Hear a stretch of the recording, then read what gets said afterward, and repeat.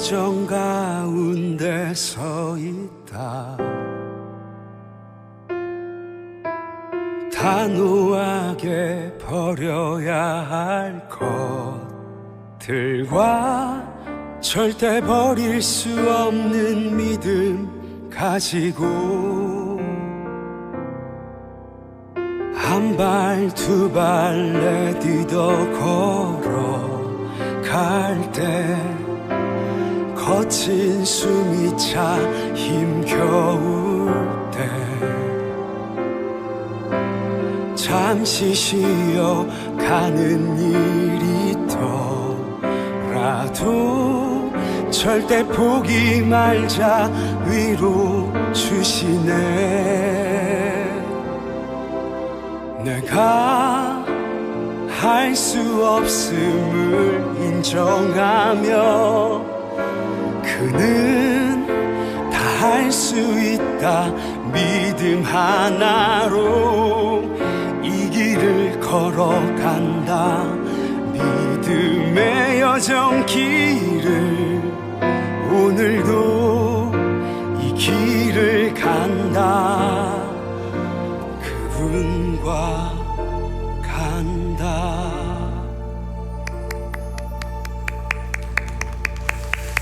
자, 그렇게 걷고 걸어서 펀처치 베들께 오신 여러분들을 주님의 이름으로 환영합니다. 자, 우리 옆 사람하고 좀 새삼스럽게 인사할까요? 함께 예배드려서 너무 행복합니다. 그리고 이렇게 인사합시다. 얼굴 좀 펴세요. 예. 감사합니다. 제가 오늘은 요거 가져왔습니다. 제 자동차에서 띄워왔습니다. 한 3년 사용했던 건데 여러분 휴대폰 거치대 아시죠? 운전하시는 분들은 하나쯤 다들 달고 계시는 걸로 알고 있는데 혹시 이런 물건 사셨을 때 여러분 사용설명서 보셨습니까? 안내서. 적어도 대한민국의 남자들이면 그런 거 안 봅니다. 그죠? 자, 그런데 제가 어떤 그 사이트에서 봤더니 그 문화평론가 한 분이 이런 얘기를 하시더라고요. 한국 제품들의 특징은 직관성이다.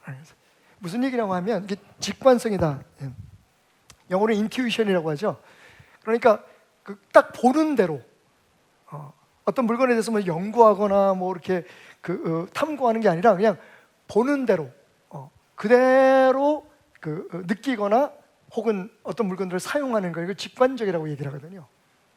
되게 직관적이다라고 얘기하는데 대한민국이 세계 여러 나라의 모든 그런 통계에서 드러나듯이 가장 직관적인 문화를 가지고 있다는 겁니다. 그 중에서도 물건이요. 다시 말하면 우리는 딱 물건을 샀을 때 그냥 그대로 사용할 수 있어야 그 제품이 완성되고 좋은 제품이라고 생각한다는 거예요.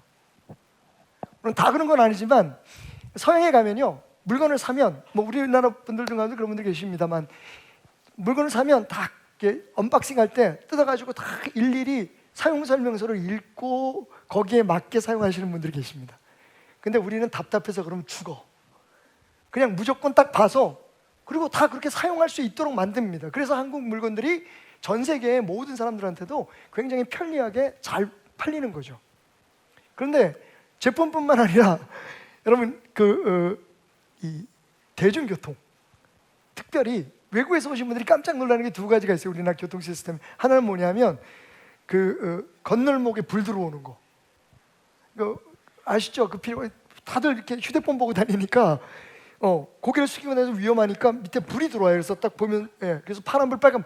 지난번에 미국에서 그 폴스퀘어의 그 총회장님하고 이렇게 두 분이 오셨는데 교회 앞에 깜짝 놀라더라고요. 이게 뭐냐? 대한민국 대단하다고. 뭐 설명이나 뭐 이런 뭐 고민하는 거 필요 없이 딱 눈으로 보면 모든 게 다 돼야 돼요. 그리고 또 한 가지 놀라는 게 뭐냐면 버스입니다. 버스 정류장에 가면 지금 내가 타고 싶은 버스가 어디에서 출발했고 뭐 지금 어디쯤 오고 있고 몇 분 후에 도착하고, 와우, 뒤집어져요. 외국 사람들은 모든 걸 다 이렇게 편리하게 직관적으로 하는 게 우리 대한민국 문화의 특징입니다. 그런데 그러다 보니 사실은 이게 뭐 꼭 나쁜 거라고 말할 수는 없지만 신앙도 굉장히 직관적인 것 같아요. 무슨 말인고 하니 딱 자기가 듣고 그냥 보는 것만으로 신앙생활을 하려고 합니다. 그러니까 주일날 설교 한번 듣고 성경 안 봐요. 말하자면 성경이 우리 신앙생활의 사용설명서 혹은 안내서라고 얘기한다면 사실은 말씀하고 도대체 하나님을 믿는다는 건 뭘까? 기독교 신앙의 의미는 뭘까? 나는 매일매일 어떻게 하나님을 믿으면서 살아야 될까? 뭐 이런 것들은 별로 관심이 없고 그냥 주일날 목사님이 하는 설교를 무조건 그냥 직관적으로 받아들입니다. 그래서 목사님 시키는 대로 뭐 이렇게 기도하면 기도하고 헌금하면 헌금하고 이게 굉장히 일반적으로 사실 목회자 입장에서 보면 되게 좋은데 진짜 신앙을 살아내는 데 있어서는 저는 그렇게 썩 좋지만은 않은 그런 태도라고 생각을 합니다. 그럼에도 불구하고 어떡하겠습니까? 우리가 직관적인 민족인데. 그래서 오늘 저는 여러분에게 믿음, 지난주에 이어서 믿음에 대해서 아주 직관적으로 설명하고 있는 말씀 하나를 나누려고 합니다. 사실 성경 전체의 말씀이 오늘 요약된 이 말씀인데 그럼에도 불구하고 사실 다른 거 여러분들이 다른 건 다 부수적인 거예요. 사실 어떻게 보면 더 잘 믿고 더 잘 섬기고 그래서 주님께서 우리에게 허락하신 더 큰 축복을 누리고 더 평안을 누리기 위해서 필요한 것들이지만 사실은 딱 신앙의 핵심만을 뽑아낸다면 요것대로만 보고 믿어라 라고 말한다면 저는 이 말씀을 여러분들에게 소개하고 싶습니다. 직관적인 말씀이요. 잠언서 3장 5절부터 6절입니다. 한번 함께 읽어볼까요? 시작. 너는 마음을 다하여 여호와를 신뢰하고 내 명철을 의지하지 말라. 너는 범사에 그를 인정하라. 그리하면 내 길을 인도하시리라. 이 두 구절의 말씀이 사실은 우리에게 아주 직관적인 믿음이 무엇인가에 대해서 어떻게 살아야 될 것인가에 대해서 설명을 해주고 있다는 거죠. 한번 말씀 속으로 들어가 보겠습니다. 자, 먼저 너는 마음을 다하여 여호와를 신뢰하라.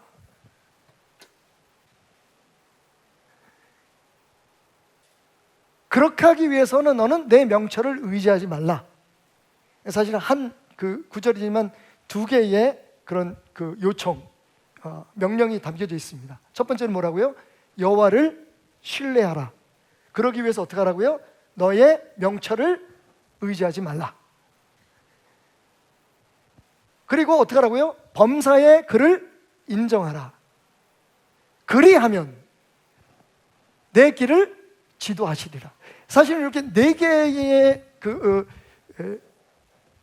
핵심적인 문단으로 나눌 수가 있어요. 거기에서 중요한 네 개의 단어는 신뢰하다. 우리가 해석해야 돼요. 도대체 하나님을 신뢰한다는 뭘까?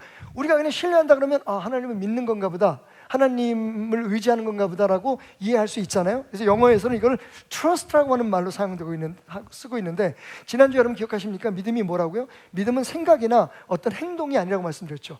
관계 안에서 그분을 신뢰하는 거라고 말씀드렸습니다. 기독교, 그러니까 일반적으로 우리가 믿음하면 말 그대로 faith 혹은 trust라고 하는 이건 감정이잖아요.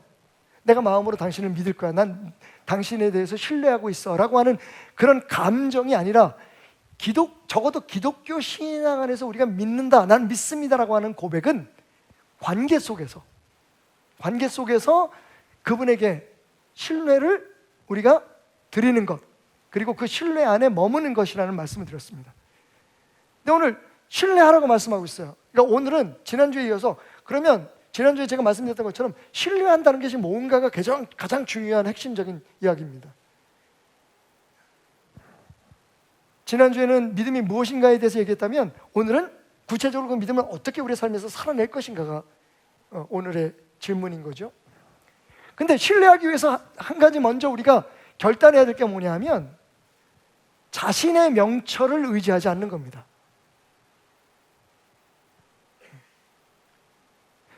우선순위를 따지자면, 프라이어리티를 따지자면 어떤 문제에 있어서 내 생각, 내 계획을 먼저 세우고 하나님을 신뢰하는 게 아니라 하나님을 신뢰하기 위해서 오히려 내 생각과 내 그 이해와 계산을 뒤로 물리라는 얘기죠. 그래서 영어로는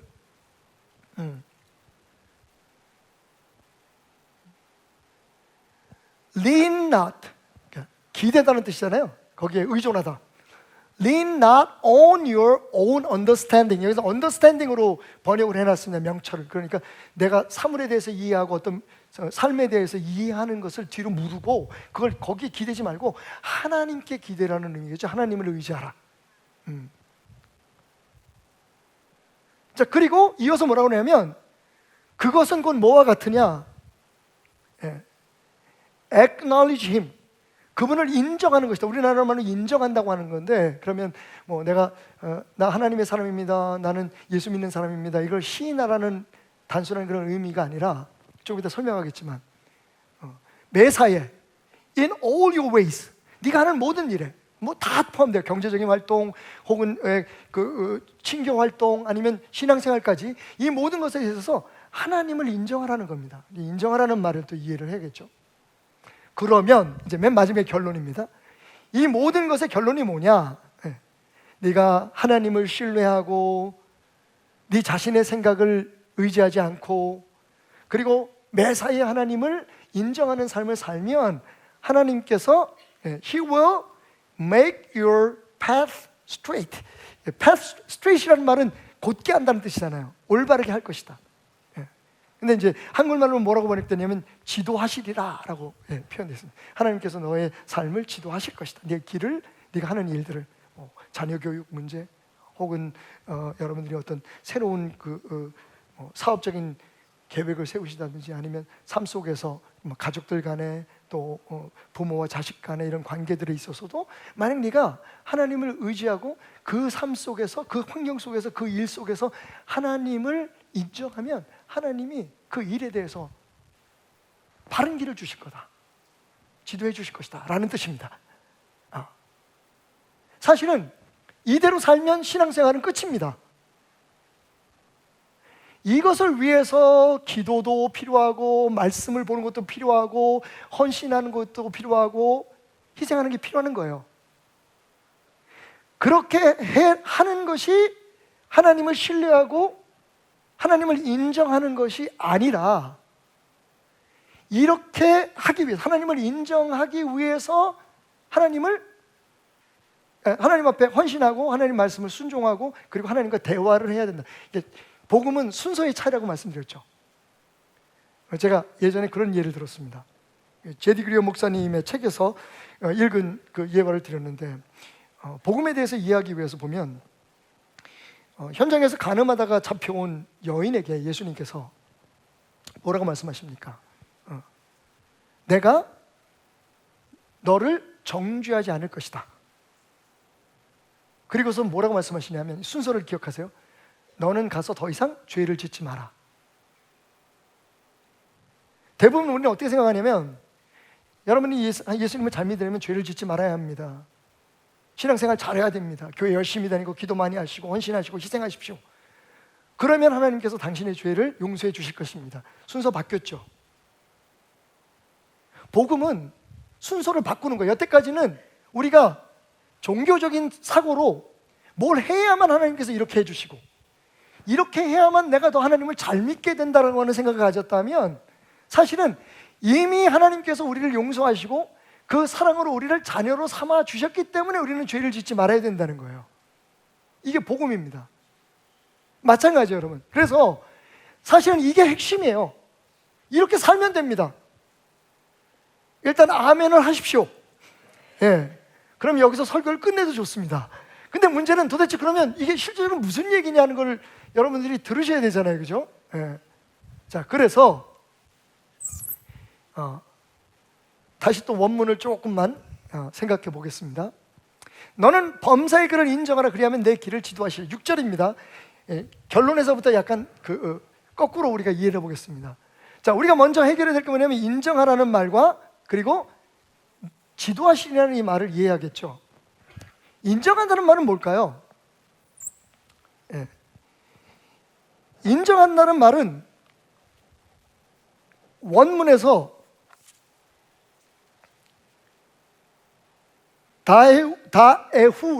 다에후라고 하는 말로 기록되어 있습니다. 근데 여러분이 이제 이해하실 게 뭐냐면, 이 히브리 이게 단어같이 보이잖아요. 우리 같으면 이렇게 단어를 뚝뚝뚝뚝 잘라서 얘기를 하지만, 사실 히브리 언어에서는 여기에 주어가 들어가 있어요. 그러니까 그 다에후라고 말을 할 때는 그를 알아라라고 하는 뜻으로 생각하시면 돼요. 그러니까 그를, 하나님을 안다, 하나님을 알아라.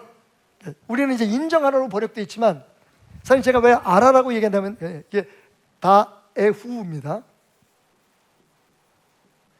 여러분 기도해 주십시오. 제가 글씨를 또박또박 쓰게 막 그냥 필 받으면 막 흘려가지고 어떨 땐 제가 써놓고도 저도 못 알아봐요. 자, 이 다에후라고 하는 말은 그를 인정하라. 그러니까 너는 범사에, 모든 일이잖아요. 범사에 무슨 일을 하든지 범사, 모든 일에 하나님을, 그를 인정하라 라는 말이에요. 이게 다에후. 그러면 이 다에후에서 인정하다는 말의 뜻이 뭘까? 그 어근이 야다라는 말입니다. 만 좀 들어보셨죠? 야다, 말 그대로 안다는 뜻이에요. 그런데 히브리 언어 특성상 성경을 읽어보면 이 야다는 지적으로 아는 게 아니에요. 심지어 그러니까 알긴 아는데, 오늘 제가 솔로한 여자를 제가 알거든요. 그런데 이름이 김정혜고 남편의 이름이 박태남이고 그런 어떤 지적인 알미 아니라, 저 여인이, 내가 저 여인을 알기 위해서의 그 과정과 경험을 포함하고 있다는 거예요. 그러니까 나는 그냥 제 아내를 이름으로만 알고 존재만 아는 게 아니라, 제 아내가 뭘 좋아하는지, 아내가 42년 전에 결혼할 때 어떤 옷을 입었는지, 그때 진짜 예뻤어. 이게 경험이에요. 그죠? 여러분들은 모르는 걸 저는 알고 있어요. 그러니까 우리가 일반적으로 헬라 문화에서 그노시스라고 하는 말은, 그노스코라고 하는 말은 지적으로 아는 거예요. 그 사람에 대한 인포메이션을 아는 거예요. 근데 이 히브리어에서의 야다라는 말은, 안다는 말은 그 사람을 경험했다는 뜻입니다. 가장 극적인 말의 이 단어의 용도는요, 창세기 4장 1절이에요. 여러분 한번 찾아보세요. 어디에 그 말이 있는지. 아담이 그의 아내 하와와 동침하매 하와가 임신하여 가인을 낳고 이르되 내가 여호와로 말미암아 득남하였더라 하니라. 아담과 하와가 에덴 동산에서 쫓겨난 후에 첫 아들을 낳습니다. 근데 아들을 낳기 전에 뭐 했게요? 동침했죠. 여러분, 이 동침했다는 말이 히브리어로 뭐예요? 야다예요. 더 설명이 필요 없죠. 그러니까 야다라는 건 그냥 내가 너를 알아, 그분 내 하나님이야, 이렇게 끝나는 게 아니라 매일매일 삶 속에 친밀한 관계를 유지하는 것을 뜻합니다. 여러 용도가 있지만 여기서 나에후라고 하는 말은 너는 모든 일에 그와 관계를 가지라는 거예요. 그와 함께 하라는 겁니다. 예전에 우리는 그분과 함께 한다고 얘기했지만 사실 함께 한 게 아니었어요. 그러니까 하나님이 계시면 우리가 하나님 앞에 뭘 달라 그래요. 우리는 그걸 함께 한다고 얘기했지만, 여러분 진짜 함께 하는 건 뭡니까? 그건 함께 하는 건 상의라는 거예요. 문제가 있으면 그걸 함께 풀어가는 거예요. 힘들면 기대고, 그리고 그분이 좋아하는 거라면 내가 해주는 거예요. 여러분 어렵지 않잖아요. 우리 부부관계를 생각하거나 자녀들과의 관계를 생각하거나 인간관계에 있어서 함께 한다는 건 그런 의미잖아요. 그죠? 가족이잖아요. 가족. 슬픔도 같이 하고 기쁨도 같이 하고 문제도 같이 풀고. 항상 우리 부부 사이에 항상은 아니지만 어떤 종종 문제가 생기는 게 뭡니까? 왜 당신 나한테 상의 안 하고 했어? 왜 당신 혼자 해가지고 이 모양 이 꼴을 만들어? 그죠? 그러니까 하나님을 안다, 하나님을 인정한다는 것은 매사에 하나님과 동역하고 하나님과 상의하고 하나님과 같이 살라는 얘기입니다. 예수님도 말씀하셨잖아요. 너희가 사람들 앞에서 나를 인정하면 나도 천사들 앞에서 너희를 인정할 거지만 너희가 사람들 앞에서 나를 모른다고 하면 나도 너희를 모른다 그럴 거야, 아버지 앞에서. 여기서 인정하다 라는 말은 그대로 히브리어를 번역해서 사용한 말이에요. 그러니까 무슨 뜻입니까? 사람들 앞에서 네가 나와 함께 살아가는 모습을 보이면, 나와 함께 동행하는 것을 드러내면 나도 하늘나라에서 너희를 안다고 얘기할 거야. 그러니까 여기서 인정한다는 말은 뭐라고요? 하나님과 함께 한다는 얘기예요. 그냥 머리로 알고 하나님 나 인정해요, 나 오늘 아침에 기도하고 시작했어, 이게 아니라 기도하고 난 후에도 계속 하나님과 함께. 때로는요, 요즘 느끼는 거지만 죄송합니다, 제 아내 얘기를 자꾸만 해서 요새 차 안에서 우리가 별로 대화가 많지 않아요.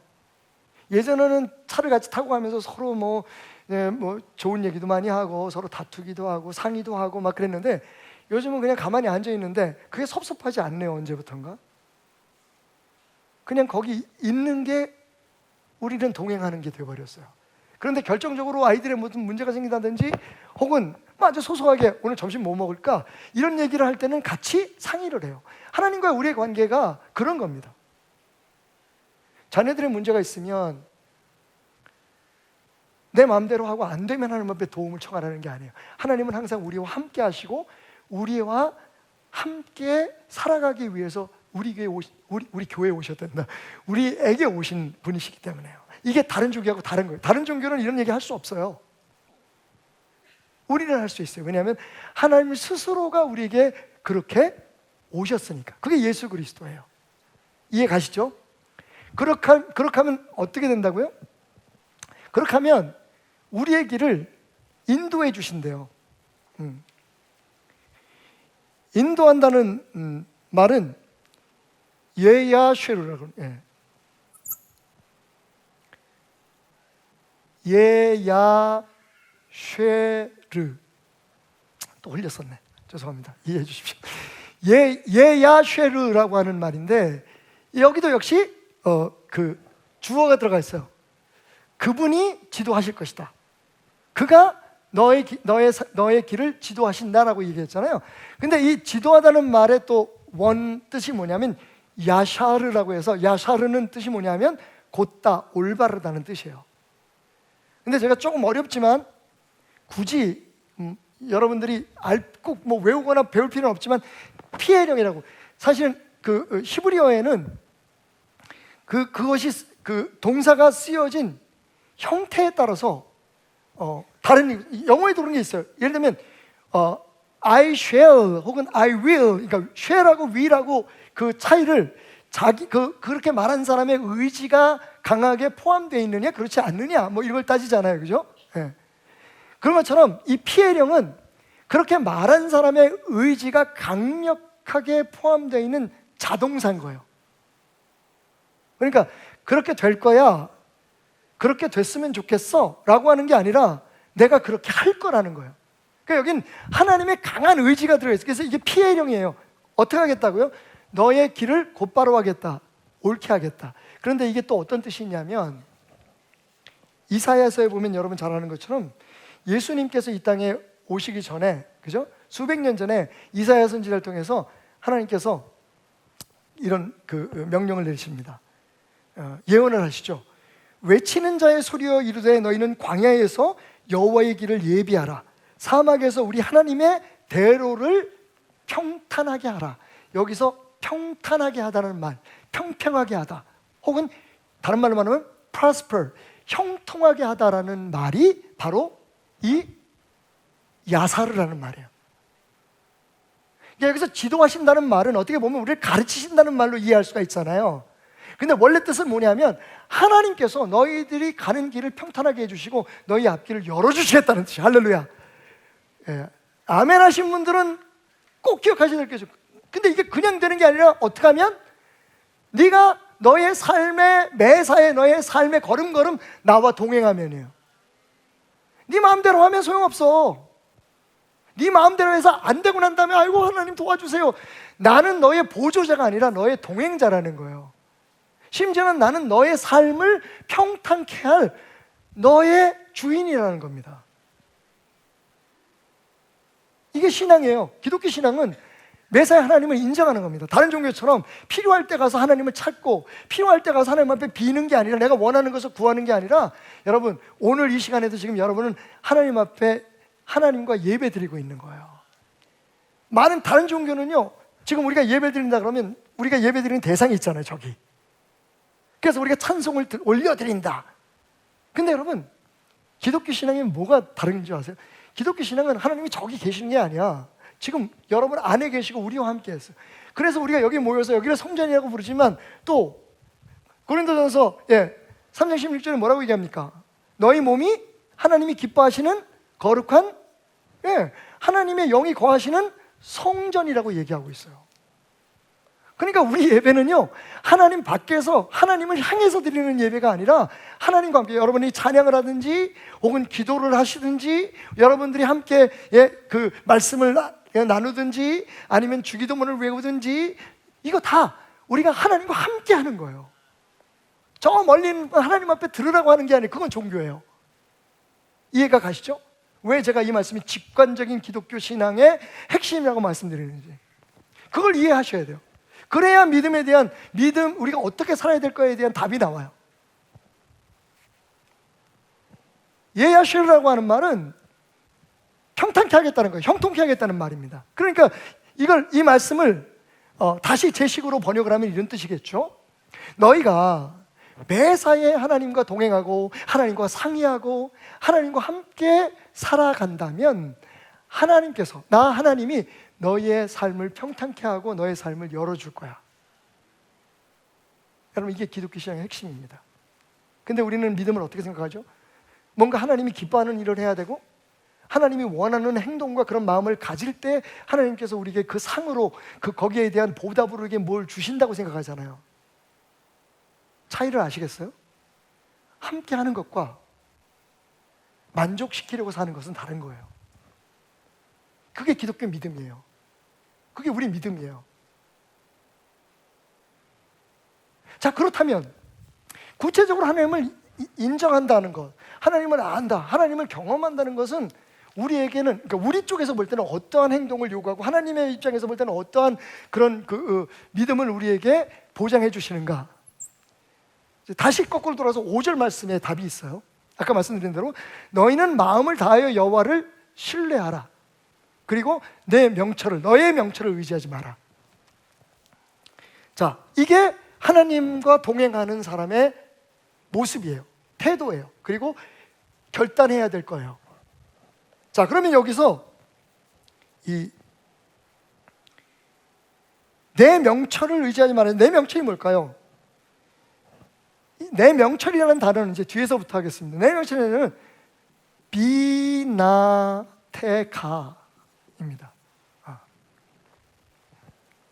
비나테카요. 비나테카. 역시 여기에도 주어가 들어가 있습니다. 너는 너의 명철을. 근데 이 명철이라는 말이 뭐냐면 비나예요. 비나테카. 그거는 그 하나의 문장이고요. 그 안에 핵심적인 단어 뿌리는 비나예요. 너의 비나를 의지하지 말라는 얘기예요. 비나가 뭡니까?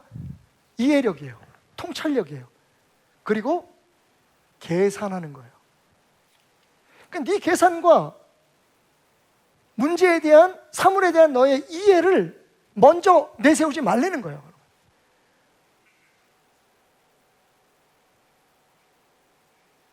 네가 하고 싶은 대로 하지 말라는 거예요. 쉽게 말하면. 그래 놓고 안 되면 하나님 필요한 게 있으면 하나님을 찾지 말라는 겁니다. 여러분, 우리가 신앙생활하면서 우리도 모르게 섬기게 되는 두 개의 중요한 우상이 있어요. 아마 거의 다 해당될 겁니다. 저를 포함해서. 첫 번째, 신앙생활하면서 우리가 만나게 되는 우상은 나입니다. 나라는 우상이에요. 내가 기도해서 이렇게 됐어. 내가 뭘 해서 이렇게 됐어. 그 봐, 내가 널 위해서 기도해 줬으니까 이렇게 됐지. 이거 나 없으면 이 교회 안 돼. 나 없으면 우리 가정 안 돼. 야, 나 없으면 니네들 누가 그렇게 키우니? 되게 재밌는 게 한편으로 우리는 교회 나와서 막 은혜가 되고 고백할 때는 뭐라고 아무 생각 없이 이렇게 해요. 모든 것이 하나님의 은혜입니다. 당연한 것 하나도 없었습니다. 그러니까 이게 지금 우리가 생각할 때는 제대로 하나님을 믿는 것 같지만 하나님이 말씀하시는 믿음은 아닌 거예요. 쉽게 말하면 양다리인 거죠. 근데 그걸 우리는 믿음이라고 생각해요. 두 번째 우상은 뭐냐면 이 우상은 좀 우아해요. 이 우상은 뭐냐면 바로 나의 경험과 능력입니다. 우리는 먼저 우리의 경험을 의지해서 뭔가를 판단해요. 그죠? 그리고 우리의 능력을 내세워서 무슨 일을 진행합니다. 자, 아까 말씀드렸죠. 하나님을 인정하는 게 뭐라고요? 하나님과 함께 하는 거라 그랬잖아요. 그냥 일만 함께 하는 게, 하나님은 우리에게 힘만 주시는 보조자가 아니에요. 그죠? 이거 우리가 다 알고 있는데 사실 우리는 그렇게 살아가고 있어요. 그걸 믿음이라고 얘기를 해요. 그래서 솔로몬이, 누가요? 솔로몬이, 왜 지금 제가 이걸 솔로몬을 강조하는지 아세요? 여러분, 솔로몬 하면 우리가 뭘 기억합니까? 하나님이 주신, 맞아요, 지혜와 명철로 나라를 다스린 사람이잖아요. 이전에도 없었고 이후에도 그런 사람이 없었다고 얘기해요. 근데 지금 솔로몬이 뭐라고 얘기해요? 지혜를 의지하지 말래요. 명철을 의지하지 말래. 그럼 믿어도 되죠. 안 해본 사람이 그러면 안 믿어도 돼. 돈도 없는 사람이 그 돈 아무것도 아니야 그러면 그래? 그죠? 뭐 예를 들면 세상에서 뭐 큰 어떤 영향력 있는 자리에 올라오지 않은 사람이 그거 뭐 높은 데 올라가도 아무 소용없어 그러면 사실 그 말이 아무리 맞아도, 그죠? 사람들이 생각해요. 쥐가 해봤나? 근데 여러분, 부정할 수 없는 거죠. 잠언은 솔로몬이 썼어요. 솔로몬이 뭐라고 얘기합니까? 하나님을 믿는다는 건 네 명철을 의지하지 않는 거야. 사실은 솔로몬은 그것 때문에 말년에 피를 봤거든요. 하나님이 솔로몬에게 지혜를 주셨다는 건 솔로몬과 함께 하셨다는 뜻이거든요. 솔로몬이 기도하면 지혜를 주시고 어떤 상황에서 하나님께서 친히 말씀하시고 역사하셨을 때는 솔로몬이 성공할 수 있었어요. 근데 훗날 솔로몬이 자기 지혜를 가지고 자기를 내세우려고 하다가 보니까 적들한테 자기가 가지고 있는 모든 능력을 다 공개해 보여주고, 여러분 시바 여왕 얘기 알잖아요. 욕 같아서 죄송합니다만 다 보여줬어요. 나 이런 왕이야. 나 이렇게 똑똑해. 근데 나중에 나이가 들고 자기의 삶을 돌아보니까, 반추해 보니까, 잠언이 그때 쓴 거잖아요. 내가 내 명철을 의지하고 내가 계산하는 대로 살 때는 하나님은 철저하게 보조였다는 거예요. 하나님을 신뢰하지 않았다는 거예요. 나는 내 계획, 내 계산, 내 명철, 내 이해력을 기반으로 계획을 세우고 그것을 진행하면서 하나님 앞에 그냥 도와달라 그런 거예요. 여러분, 남 얘기 같지 않으시죠? 저도 말씀을 준비하면서 이게 내 얘기였구나라는 생각을 가졌어요. 그러면 핵심이 뭡니까? 자, 이제 중요한 신뢰라는 단어를 생각해 보려고 합니다. 가장 중요하죠. 이 4개의 개념 중에 하나님을 인정해라. 그러면 하나님이 너의 삶을 평탄케 하시고 형통케 하실 거다. 그게 축복이잖아요. 그죠? 내가 원하는 걸 가졌다고 해서 다 축복은 아니에요. 자기가 가진 것 때문에 무너지는 사람들이 너무나 많습니다. 그죠? 물론 하나님이 가지게 하신 축복도 있을 수 있어요. 근데 때로는 빼가서 간 것도 축복입니다. 제가 간증 하나 할게요. 어제 저녁에 꽤 의미 있는 식사 자리가 있었습니다. 우리 황 목사님, 선교 담당 목사님하고 저하고 오명선 목사님하고 우리 신학생들이 다녀온 인도네시아의 아프가니스탄 난민들을 얘기를 하면서 우리가 무슨 얘기를 했냐면요, 사실 아프가니스탄이라고 하는 나라를 볼 때 지금 일어나고 있는 일들은 정말 불행입니다. 탈레반이라고 하는 진짜 말도 안 되는 집단이 아프가니스탄이라는 나라를 통치하면서, 여러분, 대한민국에서 여성으로 태어나신 걸 기뻐하시기 바랍니다. 페미니즘이 아니라도 여러분,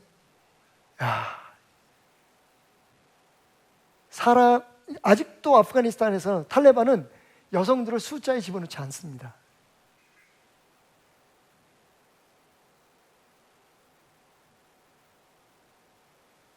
그리고 당연히 제일 미워하는 사람이 예수 믿는 사람들이죠. 그래서 다 죽입니다. 어제 간증하는 한 형제가 있었는데, 이 형제가 어떻게 우연히 그 자살 폭탄 테러 있잖아요. 자기 몸에다 폭탄 감고 알라 이름을 외치면서 터지면 천국에 가면 7,000명의 처녀들과 살 수 있다고. 어우 주여, 그게 저주지 그게? 뭐 그런 이야기들을 해가면서 자기 몸에 폭탄을 메고 자살하겠다고 하는 그 음모를 이 형제가 알게 된 거예요. 지금 이제 인도네시아에 나와 있는 형제가. 그래가지고 그거를 고발을 한 거예요. 그래서 이제 그게 무산이 됐죠. 그리고 이 사람이 고발했다는 걸 또 경찰에서 알아가지고, 그 내통하는 사람이 있어가지고 그 탈레반한테 알려준 거예요. 그래가지고 얼마나 맞았는지 붙들려 가가지고 이제 두개골이 깨질 정도로 맞았대요. 머리만 그렇게 때리더래요. 그러더니 분이 안 찼는지 쓸어버리겠다고. 여러분 이런 말씀해서 죄송합니다만, 잘 들지도 않은 칼로. 원래 이슬람은요, 소나 양을 잡아도 한 칼에 죽입니다. 그게 그 사람들, 그러니까 그 할랄이라 그러잖아요. 그런 그 소나 양 같은 거에 대해서 그 꼭 제사장들이 축복을 합니다. 그 영혼의 그 생명에 대해서. 그러니까 예를 지키는 거예요. 우리가 먹기 위해서 죽이는 짐승에도 예를 지킵니다. 그리고 죽일 때는 절대로 고통을 안 주고 단칼에 죽이는 게 이슬람의 법도예요. 근데 탈레반은 안 그렇습니다. 그러니까 이 형제를 때리다가 그 분이 안 풀리니까 칼로, 그것도 잘 들지 않는 칼로 팔을 쓴 거예요. 근데 그 순간에, 그러니까 머리로 맞을 때는 뭐 정신이 없었대요.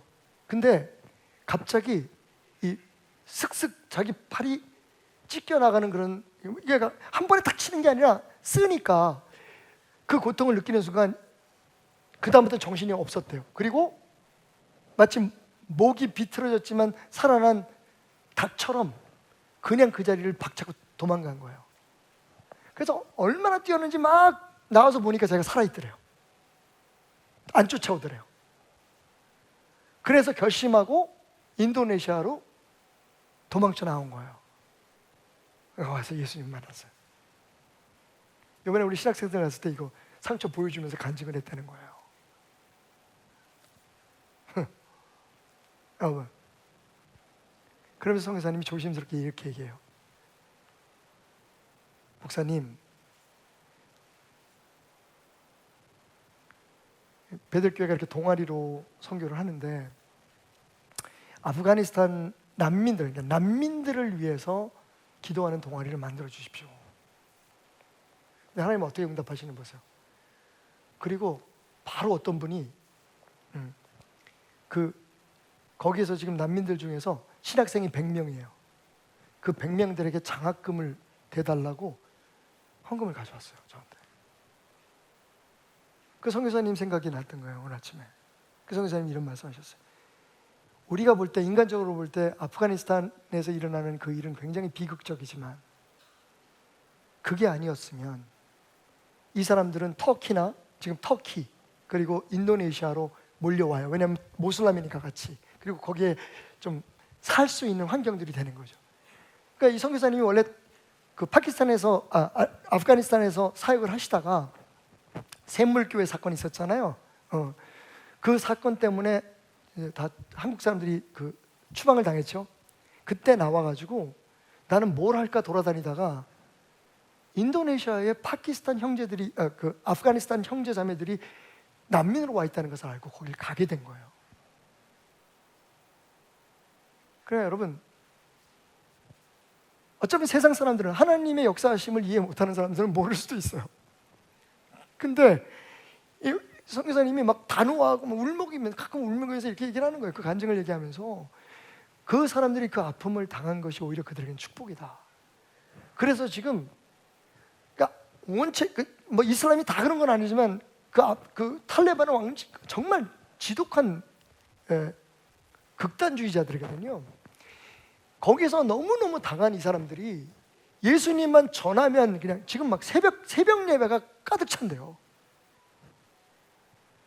처음 느끼는 자유인 거예요. 특히 여자 성도들한테 춤을 가르쳤대요. 율동. 절대로 여러분 아시잖아요. 머리 끝에서부터 발끝까지 다 가리고 이거 눈만 이렇게 딱 내놓는 그 여인들이 사람들 앞에서 노래를 부르고 춤을 추는 건 절대로 금지되어 있는, 예. 술을 파는 여자들 이외에는 그렇게 하면 안 되는 걸로 알려져 있는 그 나라에서 함께 예배 드리면서 이거 다 벗고 찬양을 하는데 처음에는 머뭇거리더니 너무 행복하게 춤을 추면서 찬양을 하더라는 거예요. 우리도 과거에 그런 기쁨이 있었겠죠. 처음 예수님을 만났을 때 죄의 속박에서 벗어나고 그 많은 고통과 아픔 속에서 자유를 얻었을 때 그 예수 이름만 불러도 막 가슴이 뛰었던 그 순간들이 있었잖아요. 지금은 뭐 다른 생각들이 너무 많아가지고, 그죠?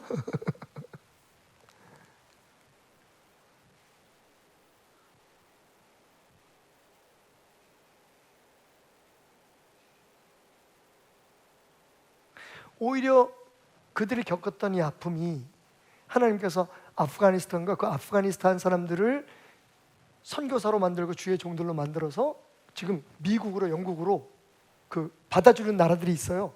글로 가서 거기서 복음을 전하고, 그러니까 지금 아프가니스탄에서 막 그 지금 탈북자들도 마찬가지입니다. 예? 막 두려워하고 이런 사람들이 그런 소식들을 듣잖아요. 그래서 또 목숨을 걸고 탈출을 하고, 그래서 인도네시아로 모여들고 터키에 있는 난민 캠프로 모여들고, 거기서 우리나라 자랑스러운 한국 선교사들이 그들을 예수를 전하고 자유를 주고 공부를 시켜가지고 그 사람들을 모슬람의, 특히 아프가니스탄 자기 민족의 선교사들로 지금 파송을 하는 거예요. 우리는 압니다. 400년이 넘도록 하나님께서 왜 이스라엘 백성들을 애굽의 노예로 삼게 하셨는지, 왜 70년 동안을 바벨론에서 그 고통을 당하게 하셨는지. 우리의 삶도 마찬가지예요. 그렇게 극적이진 않지만 지금 우리 마음속에도 불만도 많고 뭐 힘든 것도 많고, 정말 매일매일 들려오는 소식들이 정말 짜증이 납니다.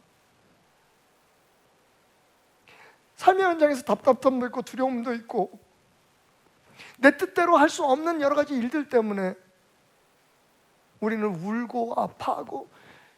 근데 여러분 생각해 보면 그게 다 하나님께서 우리를 형통케 하시고 평탄케 하시고 옳은 길로 가게 하시려는 하나님의 계획과 역사하심이었다는 사실을, 그걸 깨닫고 그런 순간에도 하나님께 기대고 하나님과 함께 그 아픔을 이겨내고 그걸 하나님한테 고백하고 아뢰고 살아가는 것이 신앙이라는 거예요. 좋은 일만 일어나게 해달라고 그분에게 비는 게 아니라, 내가 이만큼 했으면 나한텐 축복 주셔야 되잖아요, 이거 이루어 주셔야 되잖아요, 평탄하게 해주셔야 되잖아요 얘기하는 게 아니라, 아픈 가운데도 힘든 가운데도, 물론 즐거울 때도 행복할 때도 하나님과 함께. 우리는 하나님 밖으로 벗어날 수 없잖아요. 여러분 죄송합니다만 이제는 여러분들이 하나님의 자녀가 되기 싫다고 해도 어쩔 수 없어요. 여러분은 하나님 밖으로 벗어날 수 없는 사람입니다. 그분이 오셔서 우리를 위해서 하나님 나라를 우리에게 주시고 그 안에 우리를 품어 안으셨어요. 예수 안 믿는 사람이 천국 가는 것이 불가능하듯 예수 믿는 사람이 하나님 밖에서 하나님과 따로 살 수는 없는 거예요. 문제는 그거를 알고 있느냐를 묻고 있는 거예요. 자, 그러면 이 신뢰라는 말, 우리나라 말로 읽으면 베타흐예요. 역시 여기도 주어가 되었습니다. 너는 하나님을 신뢰하라. 너는 신뢰하라. 베타흐인데, 이 베타흐라는 말의 동사가 뭐냐면 바타흐예요. 자, 이 단어는 여러분 기억합시다. 따라하겠습니다. 바타흐. 뒤에 흐는 약간 이렇게 숨소리를 내서 언제 제가 SM에 가서 한번 훈련을 받아야 될 것 같아요. 이수만 씨한테. 공기 반, 소리 반. 그거예요. 흐인데 바타흐 시작 바타흐. 이게 히브리 말 중에 뭐 몇 가지 언어 중에 있는 특별한 발음이면 우리나라에는 없는 발음입니다. 바타흐라는 말을 기억하셔야 돼요. 이게 바타흐가 신뢰하다는 뜻이에요. 그런데 여기 놀라운 비밀이 있습니다. 자, 오늘 이 말씀이 가장 중요해요. 첫 번째로 이게 어떤 때 사용하는, 말씀드렸죠? 히브리 언어는 경험적인 언어입니다. 그냥 개념이 아니에요. 이건 어떤 행동, 어떤 경험을 포함하고 있는 단어이냐면, 첫째, 든든한 바위에 기대는 모습, 바타흐 했다고 합니다. 그러니까 어떤 흔들리지 않는 고정되고 튼튼한 그런 확실한 파운데이션 위에 자기 몸을 기댔다. 자, 제가 이걸 우리가 기댔다고 하지 않죠. 이건 짚었다는 거죠. 죄송하지만 대부분의 크리스찬들은 하나님을 짚고 삽니다. 하나님께 기대지 않아요. 무슨 얘기는 뭡니까? 그냥 손을 얹고 내가 조금 편하게 있는 거예요. 지금 무게중심이 어디 있어요, 여러분? 불행하게도 제 이 짧은 두 다리에 있습니다. 이게 무너지고 이게 없어져도 저는 안 넘어져요. 왜? 짚고 있는 것이 기댄 게 아니기 때문에. 근데 바탕이라는 말은 뭔지 아세요? 바탕은 진짜 말 그대로 이겁니다.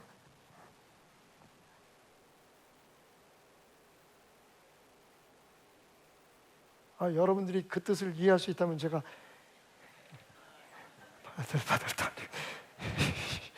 아멘을 아무도 안 해주네. 아멘 하기 싫으면 그냥 얼음땡이라도 하든지. 여러분 기억하시라고요. 바로 그런 거예요. 그래서 여러분 시편 읽다 보면 시편 56편이나 뭐 이런 데 보면 그 다윗의 시편에 제일 많이 나온 편이 뭡니까?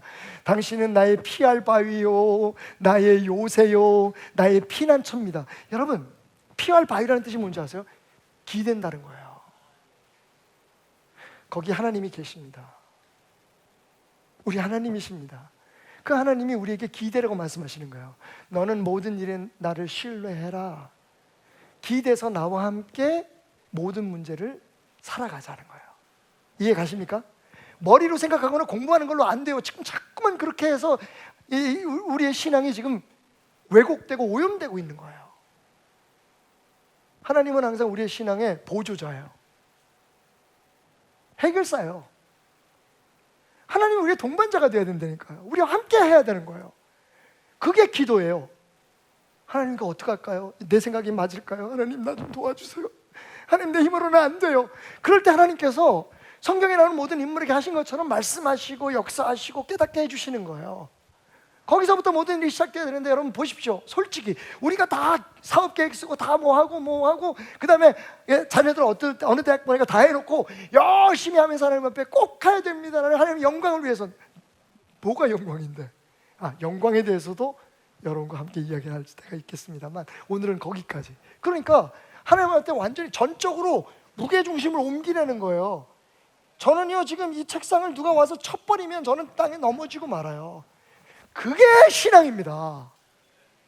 적당히가 아니에요. 그냥 대놓고 편안하게 짚고 하나님 필요할 때는 하나님 믿고 예배할 때 기분 좋으니까 찬양할 때 너무 신나니까 그게 아니라 정말 말 그대로 하나님 앞에 엎어지는 거예요. 무게중심을 완전히 옮기는 겁니다. 두 번째는 뭐냐면 안전한 성벽 안으로 피하는 거예요. 아까 말씀드렸듯이 당신은 나의 요새요 나의 피난처입니다. 특별히 우리 시편 91편 우리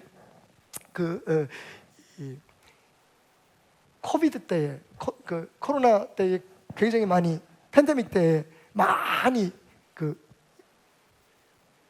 외치고 붙들었던 말씀이에요. 하나님의 은밀한 곳에 피하는 자는 하나님의 그 그늘 안에 머물 것이다. 그의 날개의 품 안으로 뭐 이런 말씀이잖아요. 바로 그게 바타흐예요. 여러분 주로 이 피하는 건 언제 피합니까? 위험할 때잖아요. 위험할 때 그걸 막 나 혼자서 해결하려고 막 애를 쓰다가 하나님 날 도와주세요 라고 손을 뻗는 게 아니라 여러분 바탕은 뭐냐면 하나님을 신뢰한다는 건 뭐냐면 하나님한테 그냥 피해 들어가는 거예요. 왜냐하면 그분은 나하고 함께 하시니까. 어린아이가 막 집에서 이렇게 길거리 다니다가 강아지가 막 쫓아오면 엄마 품에 확 달려 안기잖아요. 그게 바타흐예요. 그러면 안전하다는 걸 아니까. 근데 여러분 중요한 게 뭐냐면 이 모든 것의 근본이 뭐냐면 거기 바위가 있고 거기 요새가 있는 거예요. 이미 그게 하나님 말씀이고 우리에게 주어진 하나님의 믿음인 거예요.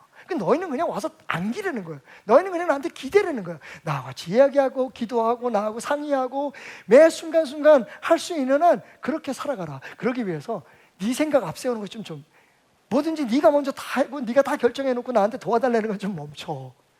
야, 네 계산이 멈춘 곳에 나의 능력이 역사한다. 여러분, 우리의 명철이 끝나는 곳에 하나님의 명품 역사가 시작됩니다. 이건 뭐 성경 어디에나 나오는 얘기인데 우리는 그냥 적당히 하나님을 짚고 살아가요. 바타흐 하셔야 됩니다. 그리고 오늘 마지막 개념이에요. 시편 22편 10절에 나오는 말씀인데 이건 마치 무기력한 갓난 아기가, 이것도 또 시편에 많이 나오는 표현이죠. 젖된 아기가 엄마의 품에 안긴 것처럼 내 마음이 평온합니다. 그리고 시편 22편에 보면 내가 날 때부터 주께 맡긴 바 되었고 모태에서 나올 때부터 주는 나의 하나님이 되셨습니다라는 이 다윗의 고백이, 여러분 여기서 바타흐가 어디에 있냐면 날 때부터 주님께 맡겨짐을 당했다. 이게 바타흐예요. 이제 번역이 길게 됐지만 뭡니까 여러분? 아기는 아기가 엄마를 이렇게 안잖아요. 아기가 엄마를 품에 안긴 겁니까? 엄마가 아기를 아는 겁니까? 사실은 아기가 안긴 것 같지만 사실은 엄마가 아는 거잖아요. 바로 그런 거예요. 아기는 아무런 생각도 없고 아무런 능력도 없고 아무런 판단도 하지 못합니다. 극단적으로 말하면 그래요. 근데 엄마 품에 안겨 있을 때는 든든하죠. 아이는 아무 생각할 것도 없어요. 엄마, 우유 먹을 시간이네. 어제보다 한 1리터만 더 줬으면 좋겠어. 그리고 기왕이면 물을 좀 덜 타면 안 될까 엄마? 난 말이지 소화가 잘 돼서 좀 진하게 타도 되신다니까.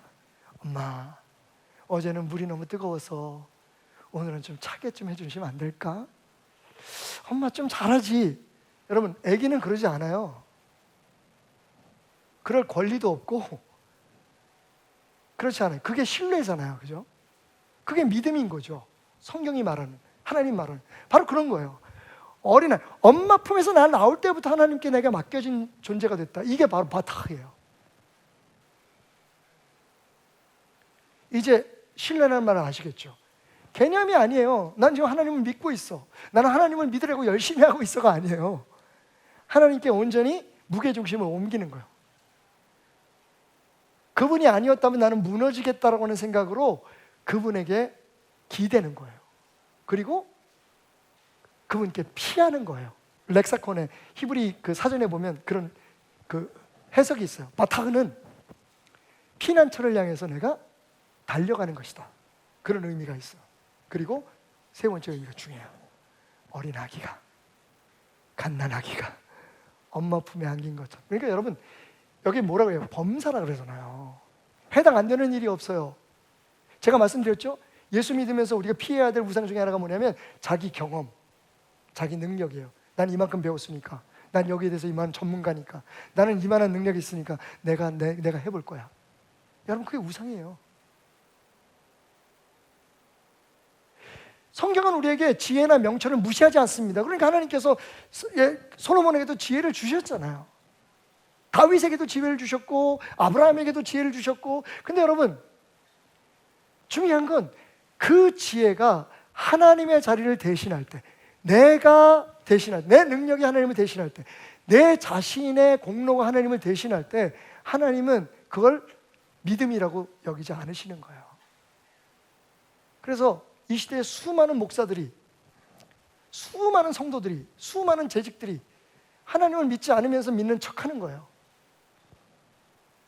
교회 다니면서 힘든 게 저는 두 가지가 있다고 생각해요. 많지만 첫째는 잘못된 목회자들의 가르침이에요.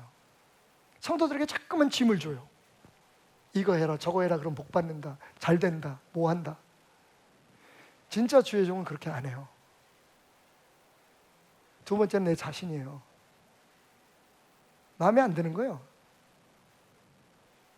내 뜻대로 안 되는 거예요. 여러분, 말씀을 정리하면서 이런 말씀 드리고 싶네요. 지난주에 말씀드렸죠. 믿음은 우리가 증명하는 거 아니에요. 하나님의 믿음이 우리를 구원하셨고 그 안에 안겨 있는 것이 기독교 신앙의 가장 기본이에요.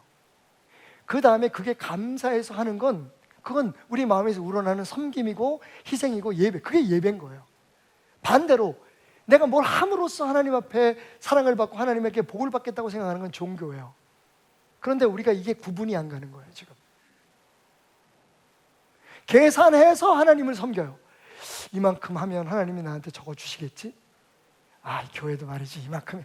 여러분, 그게 힘든 거예요. 제가 오늘 혹시 여러분 가운데 뭐 이 목사가 부족해서 그런 건 어쩔 수 없습니다만 그건 조금만 기다려 주시면 제가 영원히 여기 있을 건 아니니까 이런 말 하면 안 되는데 그냥 제가 그래요.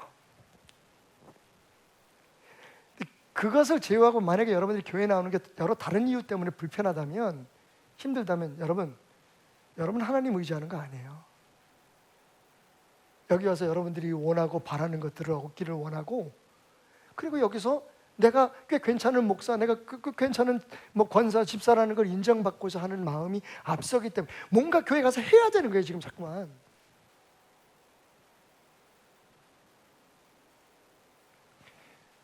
지난주에 우리 김병호 집사님, 조세킴 박사님이 새롭게 하소서에 나와서 제가 몇 분에게 이렇게 보냈는데, 되게 김병호 집사님 처음에 새롭게 나와서 새롭게 하소서에 나오기 전에 책을 한 권 쓰셨는데 그 책을 저한테 가져오시면서 했던 말이 기억나요. 목사님, 이 책 목사님 생각하며 기도하면서 썼습니다. 어떤 부분은 제가 무슨 뜻인지 알아요.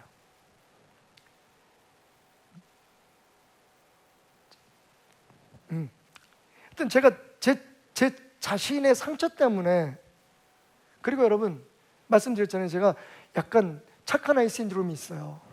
남한테 뭘 잘 보여줘야 돼. 남한테 싫은 소리 듣기를 싫어하는 사람이 제가. 근데 싫은 소리 듣지 않을 만큼 완벽하거나 제가 그렇게 훌륭한 사람이 아니잖아요. 그러니까 그게 저한테는 굉장히 짐이 됐던 거예요. 근데 김영우 집사님 책이 그게 있더라고요.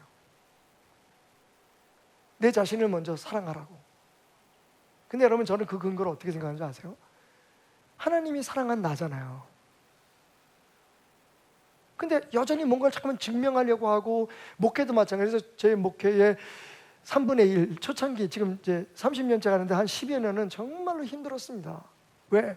뭔가를 증명해야 되니까.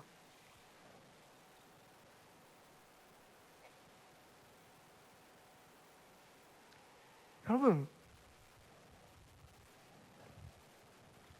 제가 사실 이걸 가져온 이유가 따로 있어요.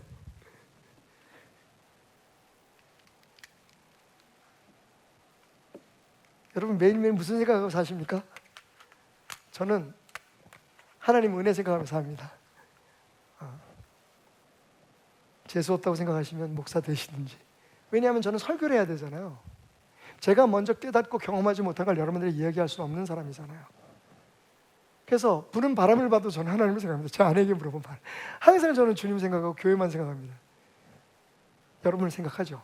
그게 제 직업이기도 하니까.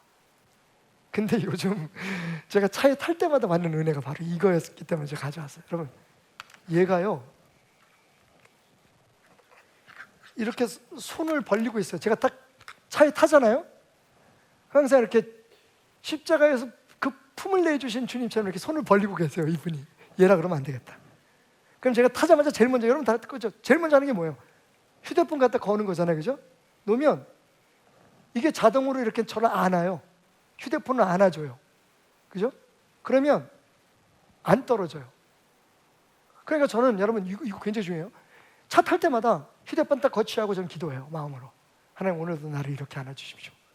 그보다 더 좋은 기도가 없는 거예요. 그러니까 몇 푼 안 되는, 그죠? 휴대폰에 비하면 이거 얼마 안 되는, 진짜 몇십 분의 1도 안 되는 이 가격의 이 거치대 하나가 사실은 제게 매일매일 하나님과 동행하고 하나님 품에 안기는 것이 무엇인지를 깨닫게 해주니까. 제가 지금 이 제품을 여러분에게 장사하려고 말씀드리는 게 아니고, 뭔가 여러분의 삶에 그런 하나님의 은혜를, 내가 오늘도 하나님을 의지하고 사나? 전적으로는 내 생각이 아니라 하나님이 나를 안고 가셔야지, 하나님이 나와 함께 하셔야지. 왜냐하면 하나님은 항상 우리에게, 문제는 하나님이 아니에요. 그분은 항상 우리에게 두 팔을 벌려주시고 기다리고 계시고 있는데, 우리가 그분에게 기대지 못하기 때문에 문제인 거야. 내 힘으로 해보고 안 되면, 내 생각으로, 내 경험으로, 내 능력으로 막 뭘 해보고 안 되면 그때서 하나님한테 해달라 그러고, 잘 되면 또 할렐루야 하고, 안 되면 또 왜 그러느냐고 하고. 하나님은요, 여러분, 제 아내처럼, 제 아이들처럼, 그리고 여러분들처럼, 우리 교회 장로님들처럼 저와 함께 모든 문제를 같이 겪어내고 살아내고 이겨내기를 원하는 거예요. 교회가 어려우면 우리 장로님들도 어려워요. 우리 가정에 뭐 경제적으로 어려우면 우리 자녀들도 함께 어렵잖아요. 일단 상에 올라오는 반찬이 달라지는데, 여러분, 하나님과 함께 하나님을 믿고 그 신뢰하며 살아간다는 건 바로 그런 거예요. 그래서 제가 여러분, 이건 뭐 어쩌면 욕을 얻어먹을 수 있는 건지 모르는데, 누가 이단이라고 안 하기를 바라면서 말씀드리자면, 제가 그 얘기 하잖아요. 오늘 또 한 번 얘기합니다. 세 번째 얘기하는 것 같아요.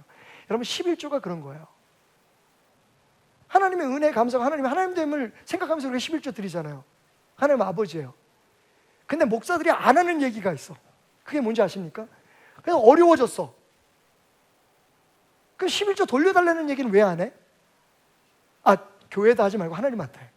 저는 죄송합니다 여러분, 제 작은 가슴은 너무 분노에 가득 차요. 맞아요 여러분, 우리가 할 수 있는 대로 하나님 거니까 동계사다하려고 할 수 있는 대로 팍 하잖아요. 그럼 막 마음도 기뻐지고 하나님께서 우리의 앞길을 인도하시잖아요. 그런데 아까 말씀하신 것처럼 하나님은 항상 우리에게 좋은 길로만 인도하시는 게 아니거든요. 힘들고 어려운 걸 통해서 우리를 성숙시키시고 우리에게 더 큰 하나님의 은혜의 길로, 평탄한 길로 우리를 인도하시기 위해서 사방의 음침한 골짜기를 다닐지라도 내가 두려워하지 않을 것은, 여러분 그게 우리 믿음이잖아요. 그 사망의 음침한 골짜기를 다닐 때는 어떻게 해요? 목자가 더 가까이 와서 야야 조금만 더 가면 돼, 막대기하고 지팡이를 가지고 우리를 인도해 주신단 말이에요. 이건 말도 안 되는 얘기지만 여러분, 그 뜻을 기억하세요. 만약 여러분이 살다가 힘들면 하나님 앞에 그게 기도예요. 예? 하나님 나 이거 잘해주면 내가 하나님 앞에 더 드릴게요. 이건 아니에요 여러분. 저는 그건 아니라고 생각해요. 하나님 무슨 뭐 우리의 거래 대상이니까. 대신 이렇게 기도해 보세요. 이거 확실한 약발 먹습니다. 하나님 주셨을 때는 하나님 앞에 내가 이렇게 섬겼습니다. 이제 나 힘들어요 하나님. 나 물질 없어요. 하나님 나 좀 도와주시면 안 돼요? 11조 미리 좀 땡겨주시면 안 돼요? 왜 그렇게 못해요? 왜 못하냐면 하나님이 우리의 종교의 대상이기 때문에 그래요. 아내한테 얘기하잖아요. 여보 나 3천만 땡겨줘. 뭐 했으려고? 아, 교회 헌금 좀 해야 되는데 내가 지금 선교사들 도와줘야 되는데 내가 돈이 없네. 그게 가족이잖아요.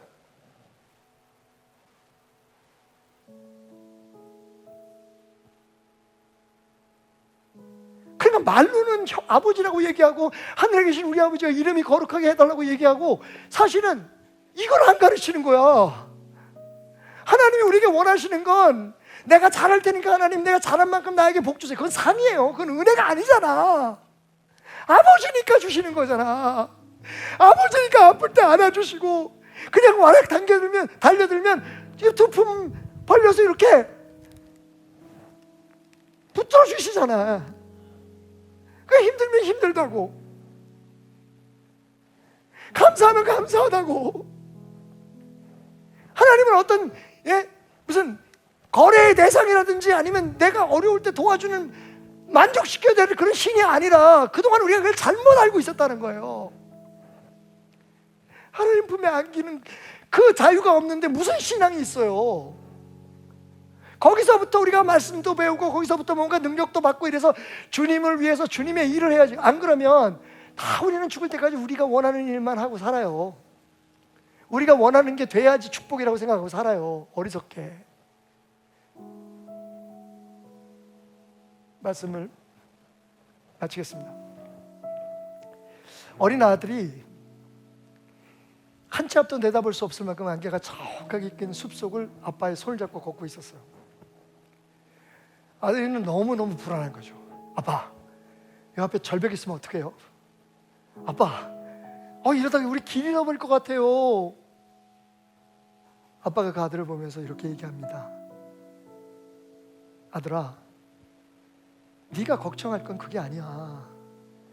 아빠 손을 놓치지 말아야겠다는 것만이 너의 걱정일 뿐이야. 아빠는 이미 이 길을 여러 번 왔다 갔다 했어. 네 생각을 붙들지 말고, 네 감정 붙들지 말고 아빠 손 꼭 붙들고 있어. 네가 해야 될 건 그거야.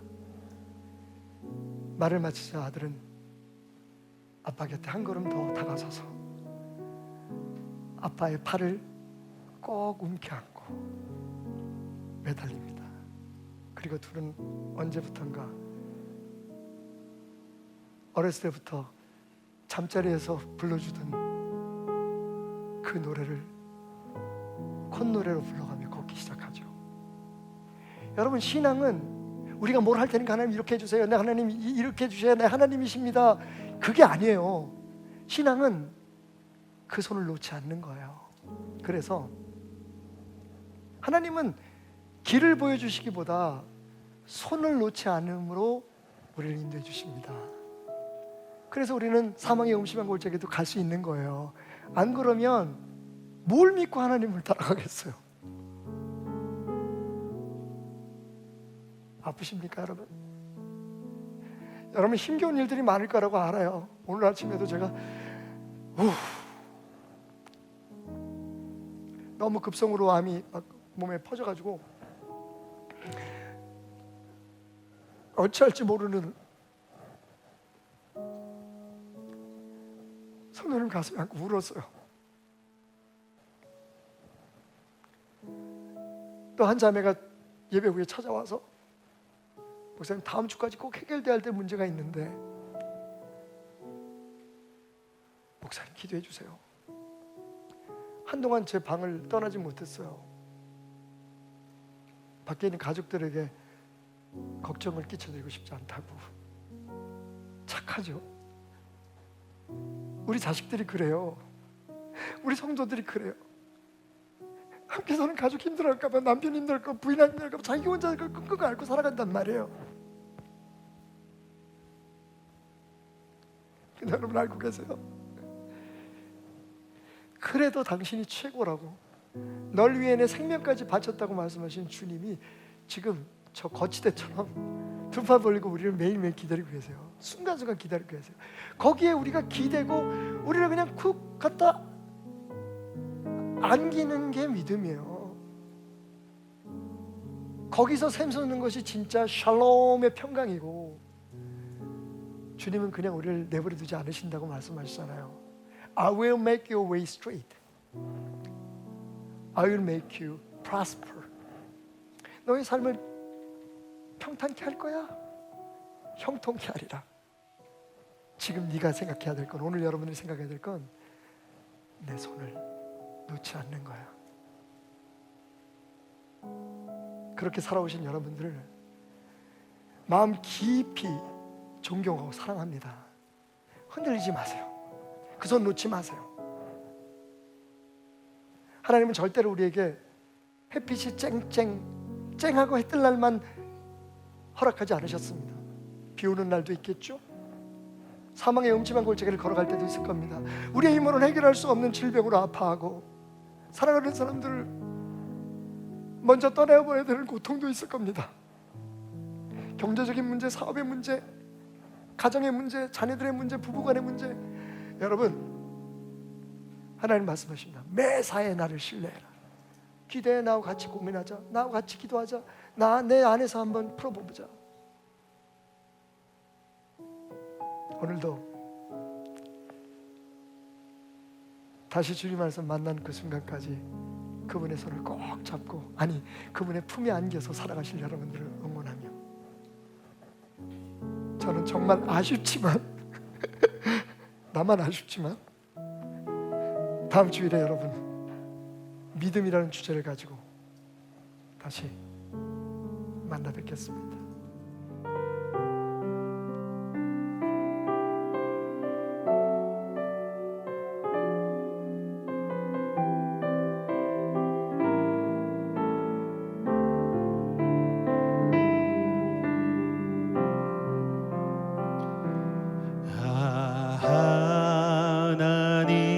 하나님의 은혜로 있을 데 없는 자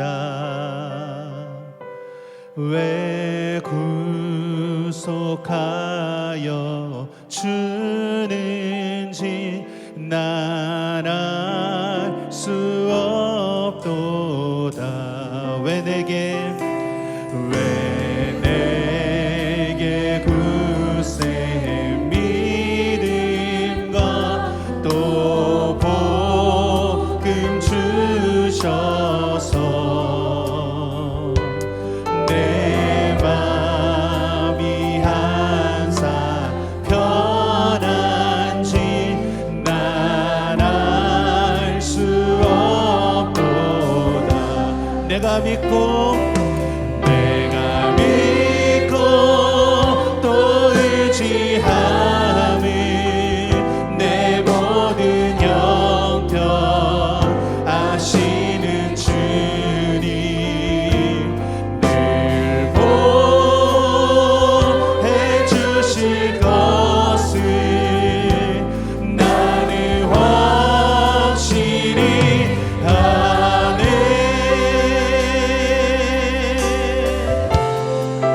왜 내게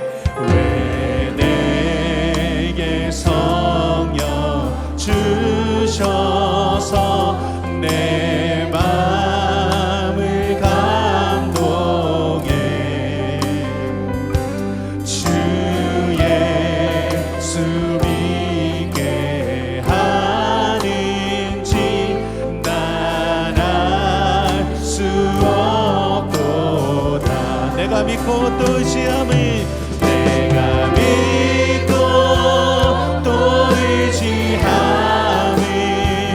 내 모든 형편 아시는 주님 늘 보해 주실 것을 나는 확실히 내가 믿고 또 의지함을 내가 믿고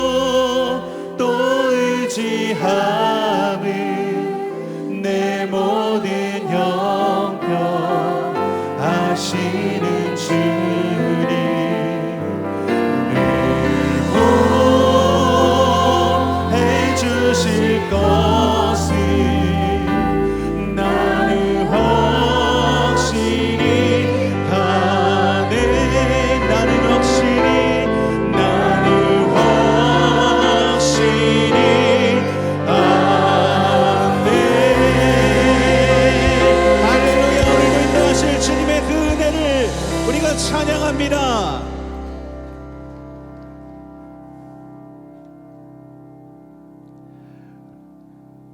오늘도 주님의 귀하신 은혜와 선하심이 함께하는 귀한 예배가 되기를 간절히 소망합니다. 우리 이 시간 같이 함께 일어나서 박수 치면서 하나님 앞에 기쁜 마음으로 찬양하며 나가겠습니다.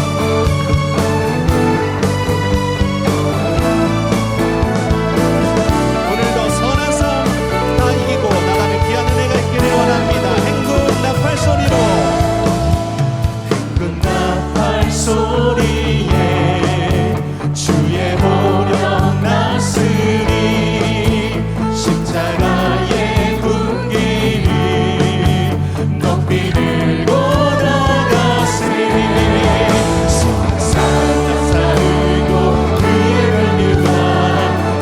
면류관 받았으리라 소리산다 싸우고 그의 면류관 예루살렘 산에서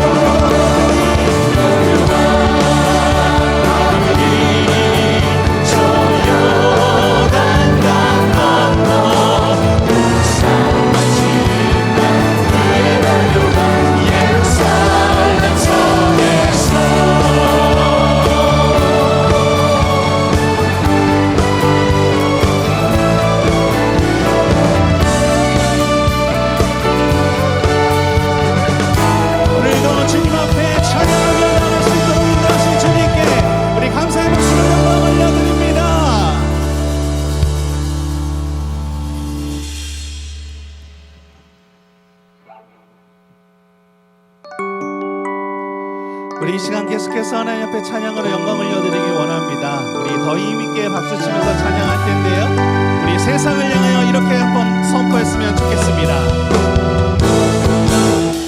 세상 모든 사람들아 주를 찬양하라. 살아계신 나의 하나님을 세상 모든 사람들아 주를 찬양하라. 살아계신 너의 하나님을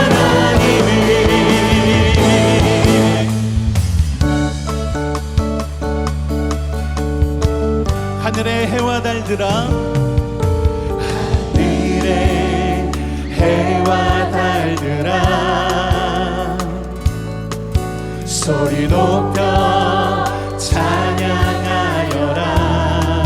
나팔 소리 발소리 비파와 수금으로 춤추며 찬양하여라. 높은 산과 산과 넓고 푸른 바다 모두 주를 찬양하여라. 호흡 있는 모든 자마다 의미 있는 자마다 여호와를 찬양하여라. 세상 모든 사람들아 주를 찬양하라. 살아계신 나의 하나님을. 세상 모든 사람들아 주를 찬양하라. 살아계신 너의 하나님을. 호흡 있는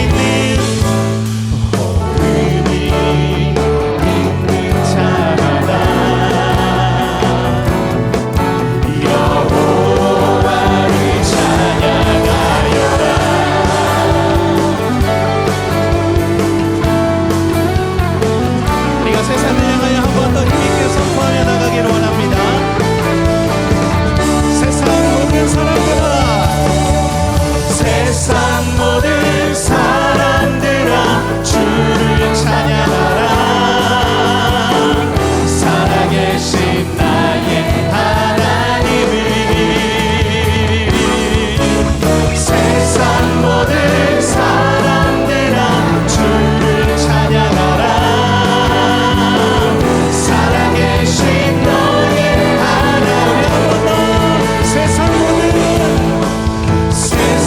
모든 사람들아 주를 찬양하라. 살아계신 나의 하나님을. 세상 모든 사람들아 주를 찬양하라. 살아계신 너의 하나님을. 호흡 있는 자마다 있는 자마다 여호와를 찬양. 우리 마지막으로 한 번 더 호흡이 있는 자마다 호흡이 있는 자마다 여호와를 찬양하여라.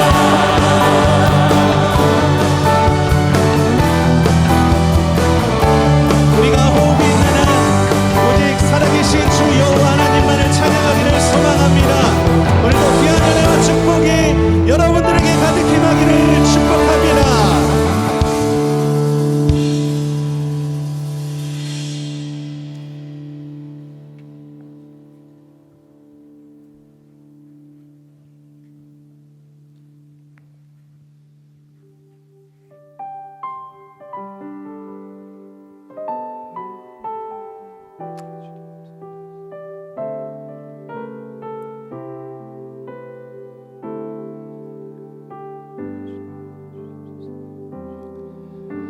전능하신 우리 하나님,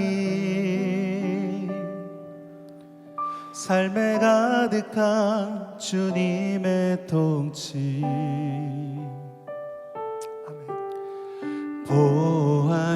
보호하시고 지켜주시네. 복 주시고 인도하시네. 살아계신 우리 하나님, 삶에 가득한 주님의 임재 불러주시고 채워주시네. 들으시고 응답하시네.